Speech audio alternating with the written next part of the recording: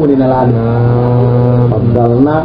en jangin men enen haɓɓina haɓɓiɗo ko habar mu ko taw e habaru mum enen ko ɗon habar o gasi tilka ɗi qissaji ɗi kalanmami waddaɓe ɗiɓe a rusul ɓe ngoni nelaɓe Allah walla tilka rusulu enen ko heddiɓe ko batal ɓen kaɓɓata ɗon tilka rusulu ɓemma nelaɓe faddalna ba'dahum mi ɓurni yoga e maɓɓe ala ba'dina yoga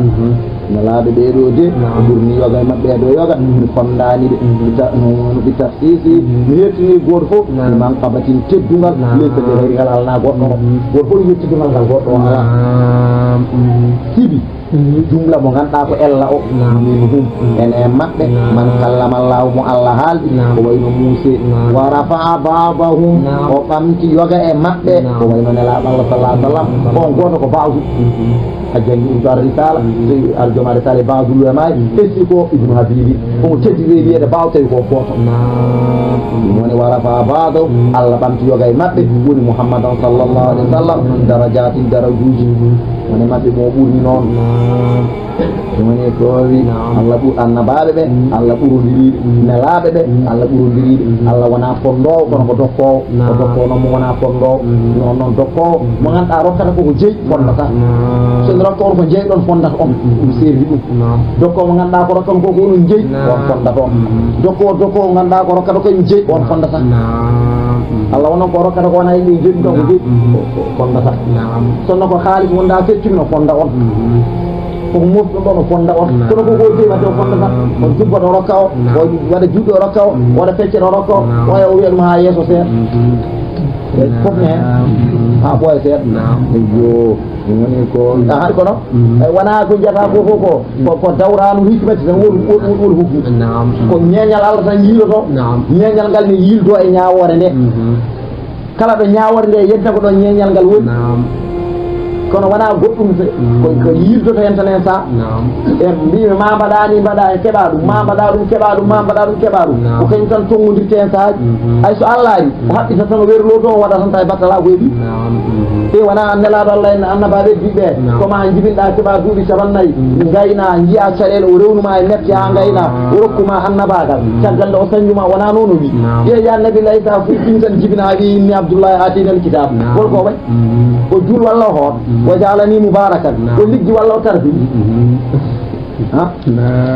ayyaji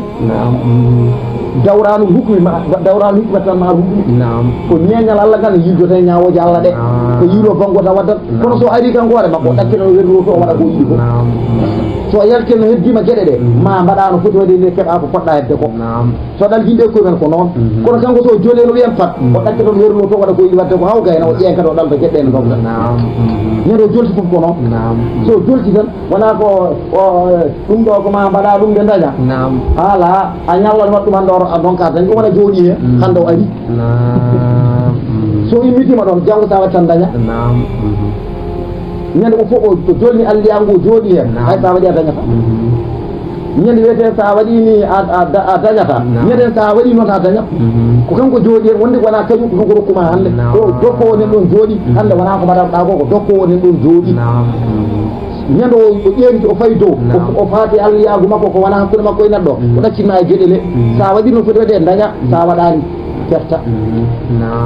ko wiita wiyata ko sa waɗi nde ɗum ɗe heelat sa joɗi wende heelat so Allah ne jooɗi ɗon sa joɗi ma wa feewi ɗiɗo ɗiɗi helandi yaala helani weero ko yeni leydi mbaro helandi yaala helani ɗiɗo weere peron helani hel hande Allah ne jaggi hen janggo so piɗima e weero so wi tettana so e leydi heelat taw ko ceene letan heelat hande o ɓiltima ɗo woppidima e weere kala ɗo jolni Allah ko makko ñaten kanko ñaamata wona no wowno waade ni so sorti Allah ko makko heddo no jorno waade kadi wona e makko marka balɗe kadi o dartina kanko walla kanko laami ɗi ko ni hikmaji Allah jaata e tagore Allah wami ɗon no moƴƴi eyo ɗum mbi mawɓe mbiyat noon kala no mbaɗɗa dañƴa won baɗɗo noon waasi kala no mbiɗa ko ni mbanmi an ay min mi rewɗo mbannini won baɗɗo tan ɓe yiɗi waas ay min ummi ɗo min ndemin jeeyi Ndar mbanmi ɗon taabil ndemi waɗi taabil ay ɗo maayo Ndar ɗo taabil ko marsata ɗon ko mbanmi ɗon puɗɗima ɗo ƴigitade mbiɗa mbiɗo somoyo Dakar mbiɗa arda ha dañmi bitik won garɗo Ndar ɗo waɗi taabil hayko foti wiyaka ɗon ko mbaɗɗa taabil ɗon mbaɗɗo hayko foti wiyaka won comoyo Dakar addi lambi hayno foti biyaata kala no mbaɗɗa dañƴa won bat noon waasa nani ɗo no moƴƴi eyyo nani ɗo woni minhum ene maɓɓe man kal Allah ko noon ko feccowo mo jaɓata fondude won noon kañum jeeyi ko feccata ko wona feccete ɓe jeeyi في تلك رسل قد فضلت بعضهم ما يفهم الناس أن الفضل قسمات قالوا آية الله بتلك رسل قد فضلت بعضهم فضلنا بعضهم على بعض إن دو ما يفهم الناس أن الفضل قسمات وأنا فاهم دوك الله ko fecce fecce Allah fondata fecce abada wadda wano fonda fecce gila annabaɓe ko ni woni aada Allah o ɓurna o rokka kono fondata so fotata noon tawde kam fotata ata haza actaraha bal kullaha zifati wo sayyidi cheikhuna cheikhul bariyat so tan nde o wona pondo kam nde o fecci ɗo ko ɓureɗo kam sotti yan kam ko nawo so tan wona ene foti ganda ko ɓureɗo kam yaari to nanto Daaru Fass to non ɗum woni mbimi nasiru Fass nayi fof dafinu Fass enen heeɓi fof jippinoɗo Fass oya ubbaɗo Fass hande o mbimi won ɗi fof wat hasa actara wona actari ko bal kulla ceer ko fof o nawi ɗiɗoɗa ngari fof koye makko ƴogat joom gueɗen fof koye makko ƴefta gandi kanko jogui fof bal kulla non ɗum woni ko wi faddalna ba'dahum ala ba'd بعضكم محمد صلى الله عليه وسلم مثل هذا التفسير لا يقال من قبل الرأي ونا بنج ميلو على بل هو الوارد دون التفسير عبد الله بن عباس كيف بين الله صلى الله عليه وسلم وند فانا بعضكم كانكم وانا ان تدو تندي بعضكم على بعض امر مبهم فامتا ko so wana e demgal kanko wonde ko بعضكم ne laaba min tum ko sahabaɓe رضوان الله عليهم وقد أشار لذلك العارف قال الله قوت جوتنا بقوله وإن ذكروا نجي الطور فاذكر نجي العرش مفتقرا لتغنى فإن الله كلم ذاك وحيا وكلم ذا مشافهة وأدنى وإن ذكروا سيد كالني koye usturi yankoɓe koyno Moussa yankoɓe soɓe kalani no ɓuural najiya tuuri anne baɗɗo gundodiraɗo Allah dow hayre o fadkour anne haalami najiyal arche gundira dow arche non muftaki ɗa ɗo woni kata junɗi sagana mbelaɗa arɗan kadi min ɗon ko ma yundino mi sikki ɗum yonima dani ɗo ɓuural nga soɓe mbi masalan no paamir ta minon annabi amen Allah gunnodiri e makko to hayre we ɗuuri sina minen mo amen o ko dow arche ngabbina haalde kadi usiɗi ko ma yon fa inna Allah te kadi Allah kallama zaka haalde mo mon o wahayan koye waha minen wa kallama za o haalde oɗo mo amen o musafa tan koye kuccodiral wo adana o ɓattiɗi وإن قابلت لفظة لم تراني بما كذب الفؤاد فهمت معنا وإن قابلت ساتولو دريسا انداردي لفظة كونغول لم تراني تو موسى وي الله أرني أنظر إليك قال الله ويما لم تراني سانداردي بما كذب الفؤاد ما رأى ndelo ɓernde temtani e ko wi yiiko no wirini ko noon tigi woori fayinta mana faman mana tigi tigi tigi andar gueɗe ni gona goto a yiyata kam e oɗo so wi yiiko gonga te ñaagaji sikkono so wi yiiko gonga ceerno andar ɓe jiida فامي دون نمو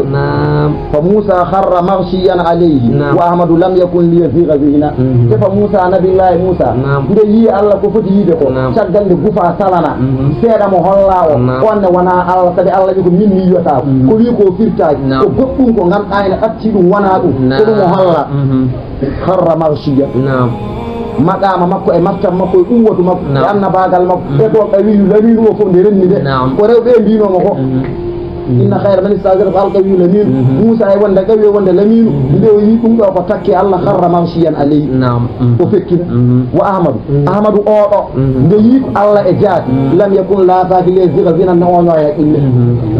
hakkille mum firtano place aɗa ande ɓe gona goto rawani en koɓe rawanaki lasranke coyntoɗo mbeelu ulludu wona subhana rabbika momta kursi mu le a mbimi leloyo rawanan koɓe coyntoɗo mbeelu ulludu e ballani min so kurus mu leloyo e rawanen ko kaldo lasran kaldo rawanen goɓe jinneje seyneji onɓe wona gotum ala ni yo oya kay so wawi tan so jengi ko baji aɗo salaire ha gueɗe min so jengi tan yo lelu baji yam kadi tirani an kadi hay so woodi ko dillu kotokoyro kaɓɓe kadi yo woni ɗum ɗum woni wa rafa badahum allah ɓamti yoga e maɓɓe darajatin darajuji wa atayna isa allah wi min dokki isa ibna maryama albayinati hujjaji ɓanguɗi wayno hatmin nubuwa tabdil ummati ala sabi mujizati mutakadir kayitaji kewɗe tan noon wal khasaisil adida keeri ɗi limti ɗum ɓen ɓene ceeɗi ɗum nani ɗon yo wa atayna ise min dokki ise ibna maryama albayinati hujjaji ɓanguɗi wa ayyadnahu allah wi min cemdinirimo bil qudsi ruhu cennaɗo hono jibril yasiru ma waydu sar dokki ɗum de isa noon walaw sha allahu sonno allah ene jolano peeɓal yimɓe ɓe fof maga tatara alladina luurata ɗen taka warndira min baadima arɓe caggal nelaɓe ɓe ɗum woni koowi leƴƴi maɓɓe ɗi luuratano ay umama min baadi ma jaatum caggal dara e maɓɓe albayinatu hujjaji ɓanguɗi walakin istalafu hajande allah sibita minhum ene maɓɓe man aman gon ɗum ɓe heddi e limanago ene maɓɓe man kafara kefori koyno sara en badal masihi walaw sha allahu kono fof de so allah ne ha ñomaga tasluɓe luuratano walakin allah kono allah noon yafalu allah ne waɗa ma yuridu kala ko muuyi kala ko muuyi wadde ɗum o waɗat tan ɗum haɓɓaki ene moƴƴi ɗum haɓɓaki e moƴƴani ala kala ko muuyi wadde o waɗat tan irade to makko o yahata ko banggue mum ƴewata ko moƴƴi e ma e ko moƴƴani e ma ala yidde allah e neɗɗo nde ƴewata koko moƴƴi e ma e ko moƴƴani e ma kono muuyade allah e neɗɗo nde wondaka ko moƴƴi e ma e ko moƴƴani e ma muuyade allah e neɗɗo nde ko muuyade nagge ma e maɗa nagge ma ene yaɓɓuma kono wona muuyo muuyo ware ala ko yaɓɓima tan yonti yaɓɓe tan yaɓɓima kono wona pour wardema wona e yiɗi maya wona ene añma wona ko ɓi bamma wona ko kono so yonti yaɓɓudema tan yaɓɓete muuyade allah mo tagi ko noon yidde allah e neɗɗo ko mbayano moƴƴi kala ko moƴƴanema o yiɗanama kono muuyade allah e neɗɗo wondaka ko moƴƴema e ko moƴƴanema so yonti muyta no muuyatema so moƴƴanema hani wi noon iradatullahi e mahabbatullahi wona gotum allah ko yiɗde e neɗɗo ko e ko muuyi e neɗɗo ko wona gotum wala yarda li ibadil kufra kono yuridu li ibadil kufra ɗum woni wa noon ɗum woni ko wi walakinna allah ay allah de yafalomo gollama yuridu kala ko ya ayuha alladina amanu ehe mon juuɓe iradatullahi woni fawqa kulli mahluqin mahabbatullahi woni tahta kulli mahluqin kala ko allah tagi yidde makko nenen lesso sabi so yiɗa ɗum o tagata so keefeero woni ko yiɗiri tagge so yiɗani mo tagata ɗum mbaɓe guirje ñametaki kono won mahabba woni ko yiɗi mum woni ko yiɗiri tagge ɗi fof fof ne letto nder to mahabbane nder to no foti fof mahabbane nder to hunde fof mahabbane nder to so kanko rokki ɗum kanko waɗanni koɗi ko fof iratullahi noon fawko kulli seeɗi nelaɗo yo goɗɗo yo ko allah muye mum ko waɗat hay so lagalanne ɓe timmoyonti fatima fatina ɗum irata no ko dow woni ɗum jiiɗa e mahabba wonen less o muyiɗanndi haala ko nandi kono irade wonen dow irade o siyat hattama habba wonen less so nemo laatar o waɗanmo ko ɓuri ko wonno e nee ko woy kono sehilma du an tumminade e yeeso ma hefta bagage ma hefta fof ha wona sérieux heddi ɓeɗo ɓe andade o daña jagguɗ ɗumen so jaggi ɓe o gayri sonkoji kalnama ko keftanɗa ko ƴettami yoga sappo rokkuma e ɗaali boroya kono luwa woni dow ala taw luwa warere iradatullahi fawqa kulli shay'in mahabbatullahi noon mbimi tahta kulli shay'in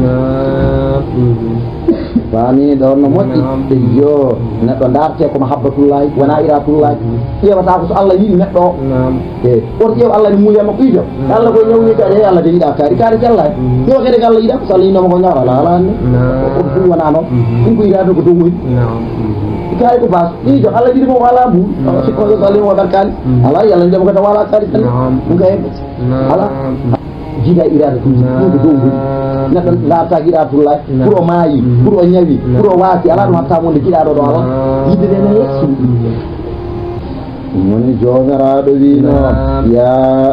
fami noon ya ayyuha alladina amanu e mon juulɓe anfiqu nafɗe min ma razaqnakum komin garsotinoon min qabli an waadinde yiyate yowmunde ñalawma arata la bagum jeegu jarata fihi e ñalawma he wala kulla tum cehlagal ala la sadaka tum tan fof cehlagal fo ngal mahake goonga ngal nafatade wala shafaatu e foore ala balle kam mbiyene kam kaari o ɗaccam o kaari yaafut ɗum alade so wonade allah jaɓani to foore ɗe tawde noon ko ni way allah wi wal kafiruna billahi